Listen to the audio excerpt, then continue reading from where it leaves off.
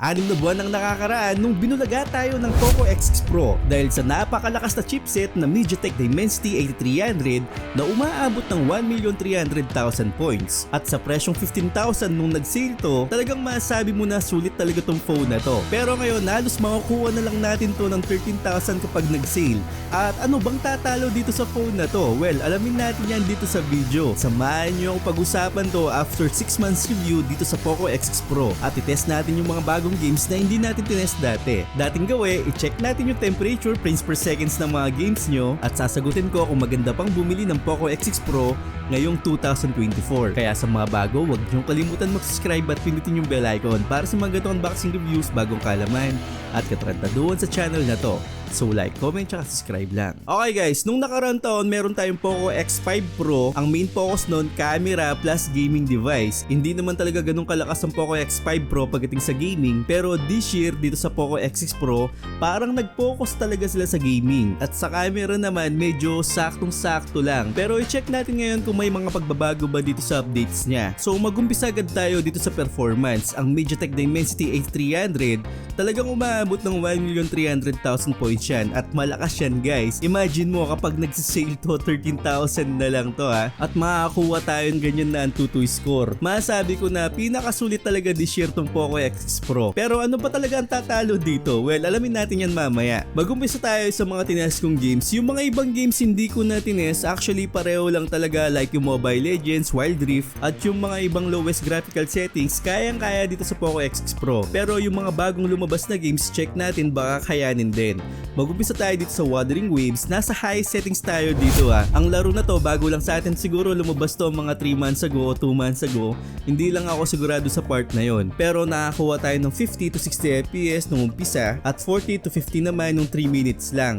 Kapag may flash naman, yun nga lang bumaba to ng mga 30 to 40 which is okay lang din siya. Pero nag-dip to ng 20 frames per seconds. Ang kagandahan naman, umaangat naman siya kapag walang clash. Pero kapag may clash, automatic na makakuha tayo ng 30 to 40 pagdating dito sa laro na Wuthering Waves. At ang nakuha kong temperature pagkatapos ng isang laro, 44 degrees Celsius. At hindi ko rin pinalampas dito yung solo leveling Arise. Nasa high settings tayo dito. Nakakuha rin ako ng mga 40 to 50 frames per second. At ang clash naman nito nasa 30 to 40. Masarap naman siyang maglaro.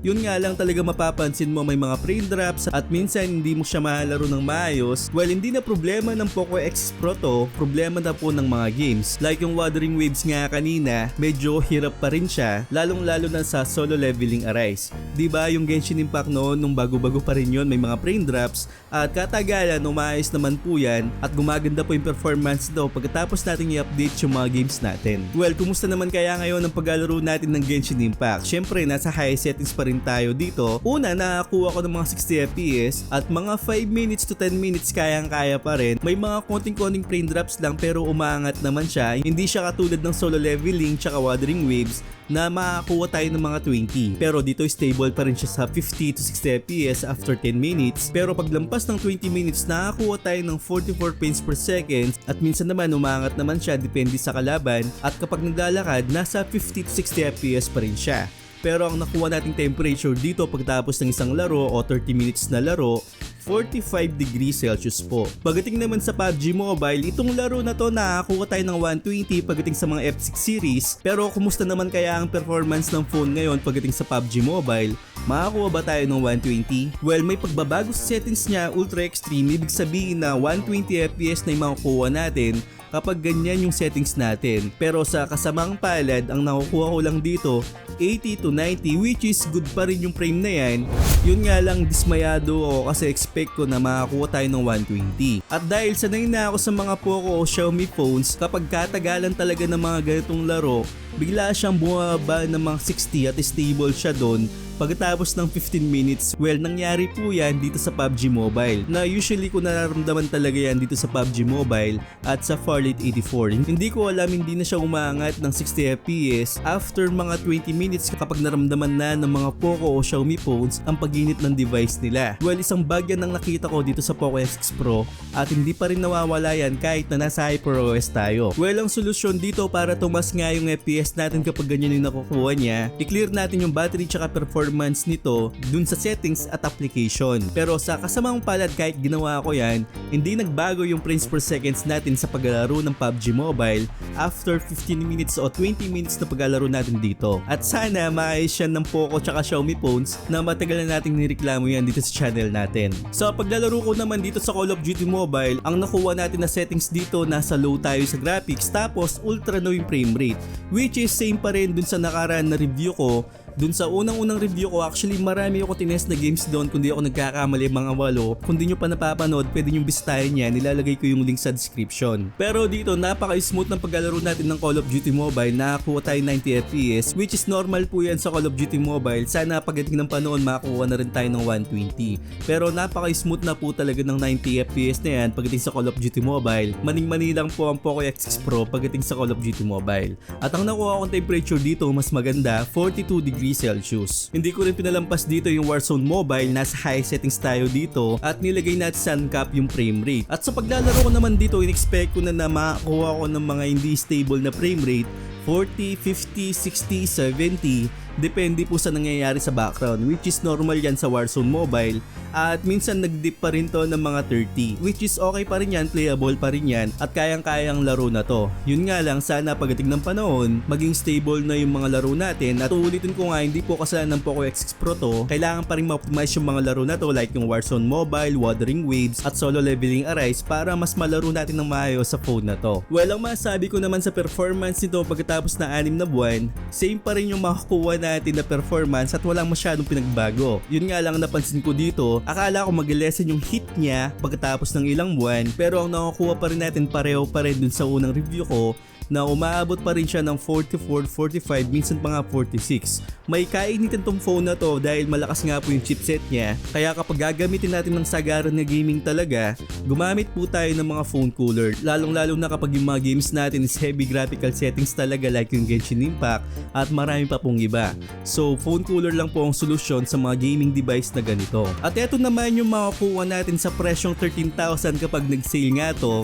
Meron tayong AMOLED display with 120Hz na refresh rate, naka HDR10 Plus na to, Dolby Vision at 12,000 nits brightness. Pwede po to sa mga rider natin, Lalamove, Grab at lalong-lalo na sa mga tricycle driver natin na Trike Patrol. Yung resolution po nito nasa 1.5K na. Hindi po siya 1080p lang at saktong-sakto lang yung size ng screen nito na 6.67 inches. Medyo yung rival nga po nito na Infinix GE20 Pro, may kalakihan po yung display nun kumpara nga natin dito sa Poco X6 Pro.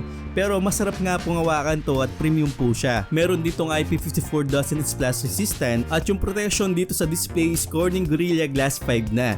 Pero hindi ibig sabihin na meron tayong ganyang protection, hindi na tayo gagamit ng tempered glass. Mas magandang may protection pa rin po yan para hindi nga maskira yung screen natin o kapag nabagsak, may protection pa rin po tayo. Syempre sa halagang yan, wala tayong mga AI enhancement at saktong-sakto lang yung display nito. Pero maganda po kasi naka-AMOLED display na to at naka-wideband L1 certifications na. At same pa rin yung battery na tumatagal pa rin siya ng whole day, 5,000 mAh capacity ng battery.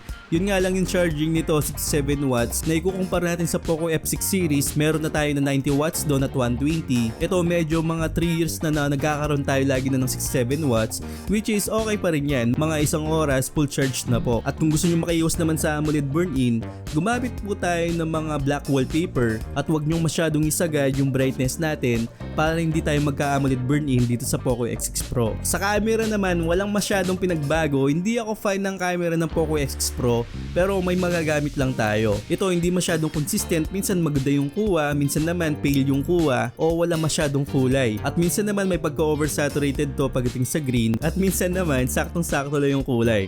So hindi siya consistent, pero sa nakikita ko maganda na sana dahil sharp yung image na makukuha natin dito. Hindi lang talaga consistent yung nakukuha natin na image processing pagdating sa Poco X6 Pro. Pagdating naman sa portrait, pangit pa rin yung edge detection nito at hindi niya nakukuha ng maayos. So wag tayong umasa na maganda po yung portrait pagdating sa mga gitong device, lalong-lalo na dito sa Poco X6 Pro. Sa front facing camera naman, soft images yung makukuha natin, nagkukulang tayo ng sharpness at nagkukulang din tayo ng kulay, na typical sa mga Poco tsaka Xiaomi phones. Pero bumawi naman sila sa stabilization ng video niya. Meron tayong 4K at 30 FPS at magandang indication po yan para sa 13,000 pesos natin kapag nag-sale. Dahil makakuha tayo ng stable video, yun nga lang may mga jitter effect yan dito sa may gilid at nagpa-process mabilis po kasi yung EIS dyan, medyo nahihirapan pa siya. Na sana na magawan ng paraan yan sa updates ng Poco X6 Pro. Pero okay naman yan kapag steady video at maganda yung liwanag kung kuha niya na maayos yung video po natin dito sa phone na to. Well, lagi kong sinasabi sa inyo sa halagang 13,000 kapag nag-sale at pinipilit ko talaga kapag nag-sale kasi kapag hindi naka-sale to umaabot pa rin to ng 16,000 to 17,000. So lagi nyo aabangan yung Pompiang sale 77, 88, 99, 10, 10 lalong lalo na po yung 11, 11 at saka po yung 12, 12. So sa mga sale na yan hindi po nagmimintis ang Poco sa mga devices nila. Sobrang mura po nating makukuha talaga. At ito naman yung pwedeng tumalo sa Poco X6 Pro pagdating sa presyo, pagdating sa chipset. Actually sa ngayon sana yung Infinix GE20 Pro sa kasamang palad po mataas yung presyo niya na 16,000 pero nung nag-sale to parang nakakita ko ng mga 12,000 to 13,000. Yun nga lang palag na palag sa game ang 8200 pero mas malakas pa rin po ang 8300 kasi umaabot nga po siya ng 1,300,000 points. Pwedeng pwede sana ang Poco F6, yun nga lang mas mataas po yung presyo niya. Pero kung mabibili nyo po siya ng mga 16,000 at kung may 13,000 naman kayo para sa X6 Pro, mas gugustuhin ko na mag-ipon kayo ng konti para sa Poco F6 Pro dahil mas maganda yung camera nun at mas malakas din po yung chipset. So yun pa lang ang pwedeng tumalo sa Poco X6 Pro. Actually wala talaga sa halagang 13,000 kapag naka-sale. Pero malay natin this year baka talagang may umahabol at malampasan tong Poco X6 Pro. Ang Realme GT6 naman parang nasa 30,000 siya. Naka-Snapdragon 8S Gen 3 lang yun pero hindi ko alam bakit ganoong presyoan ng Realme. So akala ko ito na yung tatalo talaga pero hindi. Lalong hindi siya naging sulit. Kaya masabi ko na kapag nag-sale grab nyo po ang Poco X6 Pro at hindi na kayo makakabili pagkatapos ng taon na to. Pero may sulit pa rin po na isang phone talaga ngayon na ilalabas ko, ang iQOO Z9. Diba meron tayong Z8? Actually medyo mababa yung chipset nito pero naka-AMOLED display na rin to at makakuha natin to kapag nag-sale nasa 11,000 lang. So abangan nyo po yung review natin sa iQOO Z9. Sobrang sulit po nito. Naki-Snapdragon 7 Plus Gen 3 at sure ako na matuwa po kayo pagdating sa camera. So ayun, malapit na po tayo sa 100,000 subscriber. Ano ba naman na mag-subscribe kayo at like yung video na to. At kung nakasubscribe naman po kayo, pwede na rin pa-share, like, tsaka comment na rin sa baba. Yung mga nasa premiere na kaibigan natin, sobrang salamat po talaga. So ayun, sana nakatulong po ako sa inyo. Huwag niyong kalimutan mag-subscribe sa channel ko at hit yung bell icon para sa mga ganitong unboxing reviews, bagong kaalaman at katarantaduhan sa channel na to. Once again, ako po si Paul. But if I lay down and I play dead